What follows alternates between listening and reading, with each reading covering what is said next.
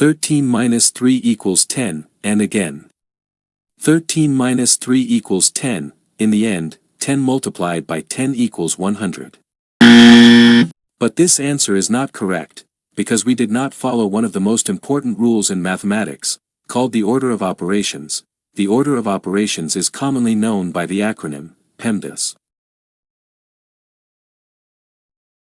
In PEMDAS, P stands for parentheses, E stands for exponents, M stands for multiplication, D stands for division, I stands for addition, and S stands for subtraction. According to PEMDAS, in every mathematical expression, we first solve the parentheses, then the exponents, then multiplication and division, and finally, addition and subtraction.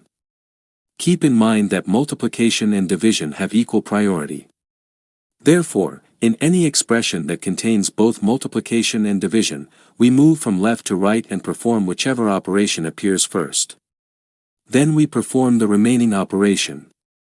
This same rule also applies to addition and subtraction. With that explained, let's solve the problem from the beginning of the video. But before we do, please like this video, subscribe to the channel, and if you have any questions, feel free to ask them in the comments. 13 minus 3 times 13 minus 3. In this expression, there are 2 subtractions, and 1 multiplication. According to PEMDAS, in this expression, multiplication has a higher priority than subtraction, so we perform the multiplication first. 3 times 13 equals 39, and the expression becomes 13 minus 39 minus 3. Now, in this expression, there are 2 subtractions, and because subtractions have equal priority, we move from left to right, and perform the subtractions in order. 13 minus 39 equals negative 26, and in the end, negative 26 minus 3 equals negative 29, which is our correct final answer.